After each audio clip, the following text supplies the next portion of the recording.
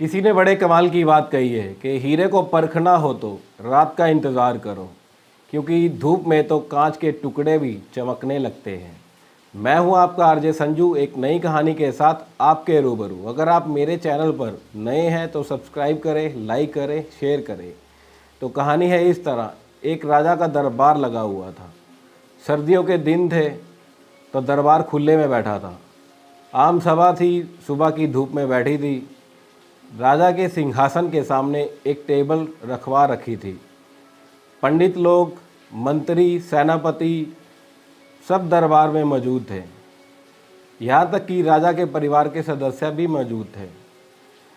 जादूगर जादू का खेल दिखा रहे थे, गाने वाले गाना सुना रहे थे।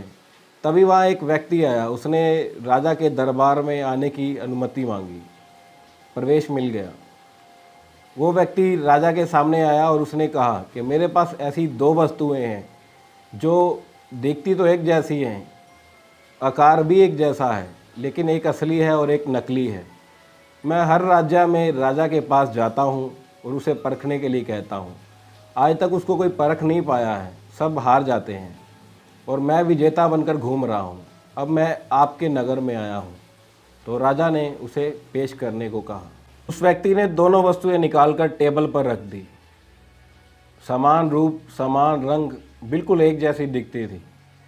राजा ने कहा कि ये एक है।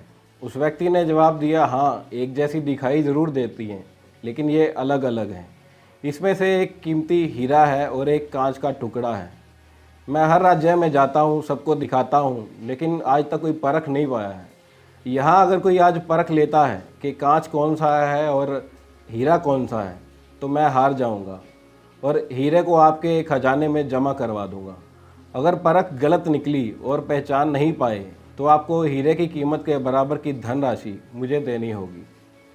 आज तक कोई भी बता नहीं पाया है, इसलिए मैं विजेता बनकर घूम रहा हूँ।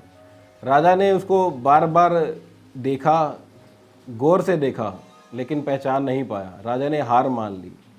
मंत्री, सेनापति, विद्वान सब ने देखा, लेकिन किसी को समझ नहीं आया कि ये हीरा कौन सा है और कांच का टुकड़ा कौन सा है। तो राजा ने हार मान ली। इतने में एक व्यक्ति की आवाज़ सुनाई दी कि पीछे से एक व्यक्ति बोल रहा है, एक मौका मुझे भी दिया जाए। वो व्यक्ति को देखा तो अंधा था, लाठी के सहारे चलते चलते आगे आ रहा था और राजा के पास आकर के बोला कि राजा, एक मौका मुझे भी दिया जाए। मैं भले अंधा हूँ, बचपन से अंधा हूँ, मैं देख नहीं सकता, लेकिन मैं अपनी बुद्धि को देखना चाहता हूँ, आजमाना चाहता हूँ कि मैं पहचान सकता हूँ कि नहीं। वैसे भी आप हार चुके हैं। अगर मैं पहचान लिया तो ठीक है, अगर नहीं पहचान पाया आप तो हार ही चुके हैं। तो राजा ने उसकी बात को समझा, सारी बात समझी और उसको हीरा पहचानने के लिए अनुमति दे दी। दोनों वस्तुएं उस अंधे आदमी के हाथों में दे दी गई और उसे कहा गया कि आप बताओ कि कांच कौन सा है और हीरा कौन सा है। कहते हैं कि 1 मिनट के अंदर उस अंधे आदमी ने बता दिया कि ये हीरा है और ये कांच का टुकड़ा है। जो व्यक्ति सब राज्यों से जीता आ रहा था, वो उस अंधे व्यक्ति के सामने नतमस्तक हो गया और कहने लगा कि आप धन्य हैं कि आपने सही पहचान लिया है। मैं अपने वचन के मुताबिक हीरा राजा के खजाने में दे रहा हूँ। सब खुश थे और राजा के सेनापति, विद्वान सब उत्सुक थे कि ये अंधे आदमी ने किया कैसे। तो उस अंधे आदमी ने जवाब दिया कि हे राजन, हम सब धूप में बैठे हुए हैं। जो ठंडा रहा वो हीरा और जो गर्म हो गया वो कांच। एक छोटी सी कहानी हमें बहुत बड़ी बात सिखाती है। जो इंसान बात बात पे अपना आपा खो देते हैं, गर्म हो जाते हैं और छोटी से छोटी समस्याओं में उलझ जाते हैं, वो बिल्कुल कांच के जैसे हैं। और जो विपरीत परिस्थितियों में भी सुदृढ़ रहते हैं, अपनी बुद्धि से काम लेते हैं, वो बिल्कुल हीरे के जैसे हैं।